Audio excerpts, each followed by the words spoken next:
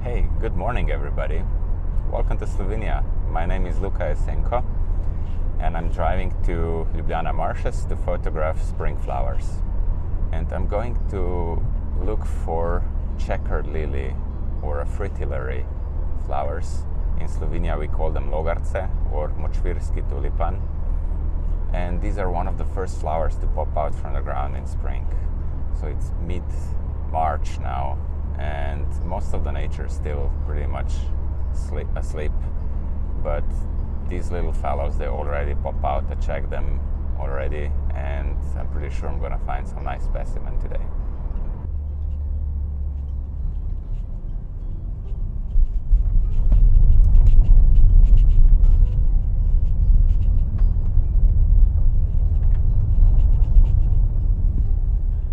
It's gonna be a beautiful morning. There's some clouds here in the east, probably just where the sun is supposed to come out, but it doesn't bother me. I don't really need direct sunlight to photograph these flowers, just more ambient light.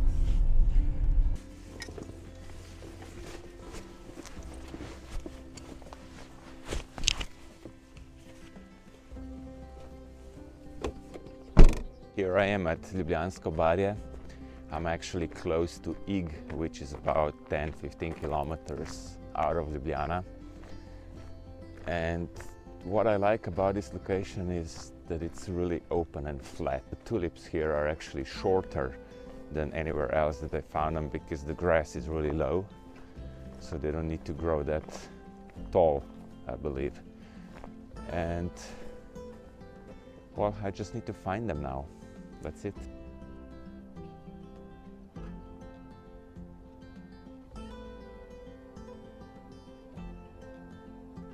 Oh, and I found them already. Look at this.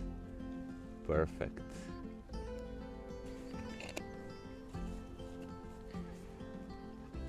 So this is my tool of choice for today. The extension tubes for my prime lenses. And this is just some Chinese cheap brand called Meike. I don't know if I pronounced it right. And I photographed with this a lot last year, since I'm on this Z mount cameras now. I didn't use my old macro lens a lot, the Nikon 105 macro, but I did use a lot of my primes in combination with these extension tubes. And right now, oops, wrong lens, I'm gonna use my 85 1.8, which is more like a portrait lens, right? But from my previous experience, it works beautifully for macro as well when you put this extension tube on, because you can get much closer. And with this lens, when you open it up to 1.8 or 2.2 or something like that, it gives you really beautiful background, nice blur, almost dreamy like effects. This is why I'm gonna start with this lens.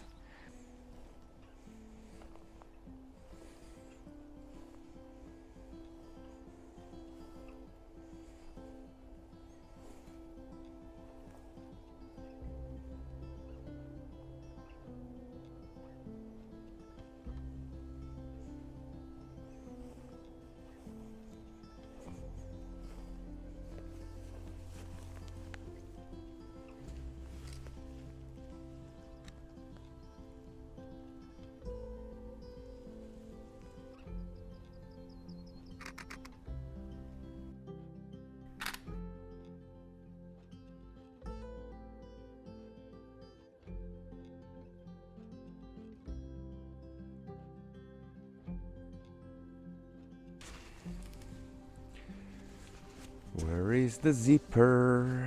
Where is the zipper?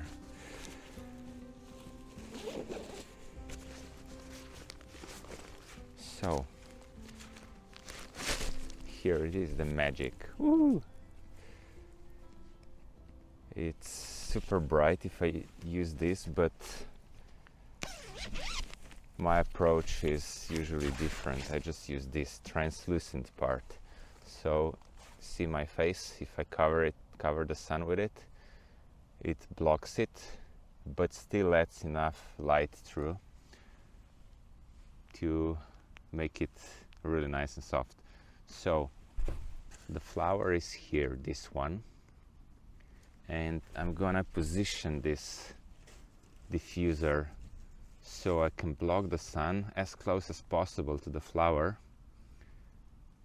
and then I need to shoot sideways so I don't have this background, this reflector or diffuser in my background. So it's gonna be tricky, but it's doable. So I'm placing my tripod here. I'm putting the diffuser in between the legs of the tripod, and I'm ready. And I'm using manual focus and just go with focus picking on my camera, on my screen, so I know where the focus is. And this can be used for my knees because it's quite wet. So yeah, these are the shots I took with the reflector, but if I take it off, you'll see the difference. Now it's very harsh light. This is actually the light as it is right now, direct sunlight, backlight. So I'm recording this against the sunlight. You can see the flower and the highlights on the leaves and everything, and it's beautiful. But if I do this, if I kind of diffuse the light, it's still directional backlight, but very, very soft, which is much easier to photograph. See, sunlight, diffused light. And I usually like diffused because I can tweak colors if I need to get this harmony. And here you can see we have yellows, we have greens, we have this magenta / red, and if I play around with shadows I can get some blues as well if I need to.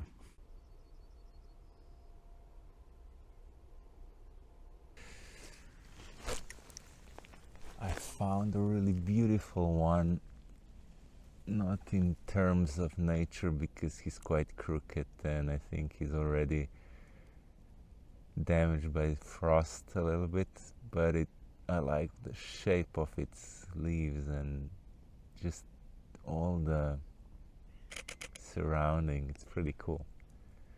So I'm going vertical and I just decided to use my viewfinder instead of the screen because I can see the focus better. And also right now the sun is behind some small cloud, which gives me more even light. But let's make a video here. I want to show you what I'm seeing here. So, okay, settings, manual, ISO down to 64, and I can open up aperture a little bit. Okay, perfect. So this is the guy I'm talking about. You see, he's not perfect specimen, far from it. It's not that beautiful and perfect shape or anything, but I just like the whole scene here.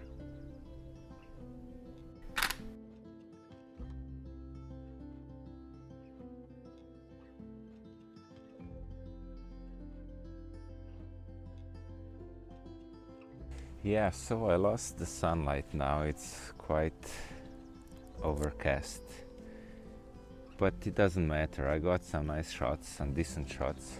It's not ideal because I think a lot of flowers are damaged by the frost. So it all comes down to the luck, because you need to explore around, you need to find a nice one, and it has to be all perfect, like the shape of the flower, it has to be well preserved, no damage, nothing. It has to be in a nice setting environment, preferably sticking a little bit out of above this rest of the grass here. So it's not easy. And only once it happened to me that I was lucky to find the white one, which is kind of a unicorn, you know, the most beautiful, the albino fritillary. So here I want to show you again what I was using. These are these Meike macro rings or extension tubes, and you just put this between the camera and the lens, and it allows you to get much closer with your camera to the subject, which is almost like a macro, right? And usually the shorter focal length works better, the effect is greater, you know, you can get much closer. So for example, if I'm using my 35-1/8 lens on this camera, I can basically touch the subject if I use both rings, because here I have two. I have 11 and 18 millimeter rings. So you have three combinations. You can use 11, you can use 18, or you can use the combined like 29 millimeters then, right?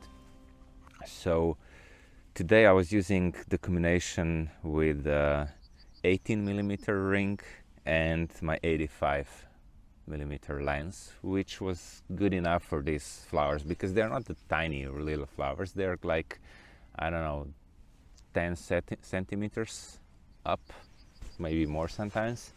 And the flower itself is about 3 to 4 centimeters wide. So it's not really small, right? So this is what I like to use. And sometimes it actually gives me better results, because I like bokeh better here, especially with 85 or 50 millimeter lens, than with my 105 Nikon micro lens. And the next thing I have is, as I showed you before, is this, look at it, it's really dirty and abused already, diffuser. So I can put it like this. I can just put this in my backpack. I don't even need all the reflectors and the bag and anything. If I'm tight with space, if I'm going hiking or anything, I'll just throw in this. It's almost weightless and it's very flat, so you can always have it with you. It's always in my car. So if I know that I'm gonna do any macro close-up shots or even some portraits, because you can just, if you do nice portraits of people, you just do like that, diffuse the light, and way better, right? And sometimes in macro it can even block some wind, which is very important. So this is super useful thing. And very simple. Most of my macro photography is done with these extension tubes and with this diffuser. But also I have this little gadget, and this is some video light. It's small, it's not big, it's quite light. The battery is actually the heaviest part. It's this Sony, I don't know, video light, and I can use it for a fill light to lighten up my subject. So for example, look at my face here. It's way brighter right now, right? So if there is low light, or if I need faster shutter speeds, or if I want to have some control over the light with this, I can just use this, and it actually gives me, look at that, very cool, or maybe on a face you're gonna see better, cool or warm light. It goes with these different white balances, right? So you can go for like very cool feel in your photo, like, I don't know, almost night. You can experiment with white balance afterwards in post-production, and you can bring some artificial sun, you know. I can use it for with much warmer white balance, and it has this sun effect. So sometimes, not very often to be honest, I can use this. And that's it, very simple. I rarely use tripods in my macro photography because I kind of like this dreamy, narrow depth of field effects, so the shutter speed's not a problem really in this case because it's quite wide open. And just increase the ISO. I'm shooting sometimes even like 1600 ISO, sometimes even 3200 ISO, and with these modern cameras it's pretty good. But today I was shooting with ISO 200, ISO 400, that was it, and handheld. So keep it simple and you'll get better photos. Why is that? Because if you keep it simple, you can focus more on creativity, not on the technicalities. I hope you found this useful, and I hope I got some good shots today. I might be coming back in the afternoon with my family or with some friends because I see it's really the prime season for these tulips, and my family, we all enjoy being out in the nature, so why not if we come back here like after work, 4 p.m, 5 p.m, it's gonna be perfect. If it's not overcast, of course. So this is it for now. See you next time.